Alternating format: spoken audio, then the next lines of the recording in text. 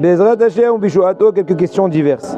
J'ai dit Barech Alenu, demander la pluie, au lieu de Barechenu, demander la rosée. Faut-il refaire la Hamida? Bon, en fait, on a déjà parlé de ça l'autre fois. Et là, on va parler, je me suis rendu compte ce soir, une fois la nuit tombée, que j'ai oublié de compter le Homer hier soir. Que dois-je faire? Alors, on a déjà parlé l'autre fois, je vais détailler les cas de figure. Vous êtes dans l'obligation de continuer à compter malgré tout. Le seul problème concerne la Beracha, qui précède le compte. Et voici les données en jeu. Petit 1, selon un avis, le compte des 49 jours du Homer est une seule et une même longue mitzvah. Ainsi, si vous avez raté le compte un soir, si vous êtes trompé de compte, ben votre longue mitzvah s'est évaporée. Vous ne pourrez plus continuer à faire la bracha avant le compte de chaque soir.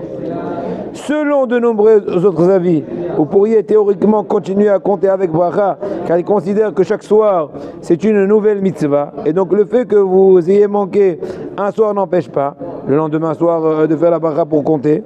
Le Shulchan Aruch a tranché que l'on craindra le premier avis.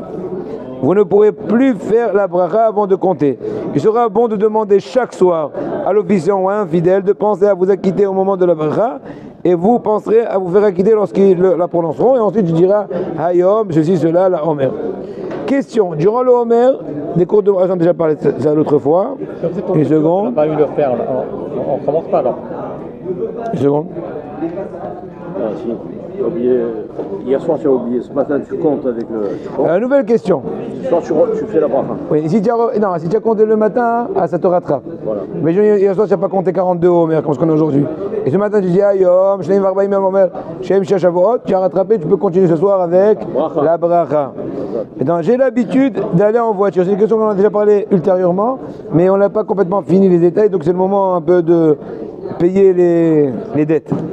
J'ai l'habitude d'aller en voiture à la synagogue après l'heure d'entrée du Shabbat dans le calendrier, car j'avais entendu que c'est permis dans les quelques minutes qui suivent l'allumage. Qu'en est-il, s'il vous plaît? Imaginons l'allumage aujourd'hui, on va dire plus ou moins. Hein. Aujourd'hui, la Shkia, elle est à 7h40, l'allumage serait à 7h, on va dire, 7h10, on va dire.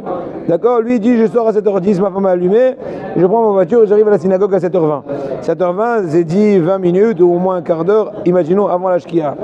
Selon une grande majorité des avis, du point de vue de la loi stricte, le Shabbat rentre au coucher du soleil. La Shkia. Cependant, personne ne tarde jusqu'au coucher du soleil pour recevoir le Shabbat, car il faut prendre au moins 2 minutes de marge. Encore une fois, si ta montre est à l'heure, et si, etc., donc moi je dirais même 5 minutes de marge sur ce moment-là pour être sûr de ne pas le transgresser Shabbat en dépassant l'instant T qui est la Shkia. Pourtant, vous constaterez que l'heure de l'entrée du Shabbat, indiquée dans le calendrier, précède nettement l'heure du coucher du soleil. Ça veut dire 20 minutes ou 30 minutes, etc. Ceci dû au fait qu'il y a une mitzvah de la Torah d'accueillir le Shabbat plus tôt que le coucher du soleil, et s'appelle Tosefet Shabbat, un rajout.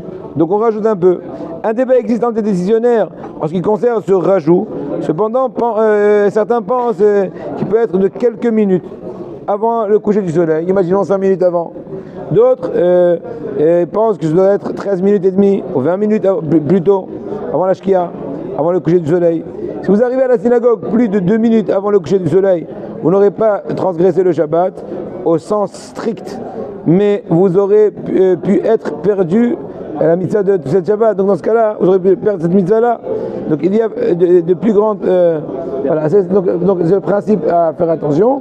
C'est pour ça que de façon pratique, il vaut mieux venir à l'avance, au moins un quart d'heure ou 20 minutes avant. Et j'ai dit autrefois que selon Rabbi Eliezer de Metz, l'élève de Rabbi Noutam, 13 minutes et demie avant la Shkia, c'est déjà Ben Hashmashot.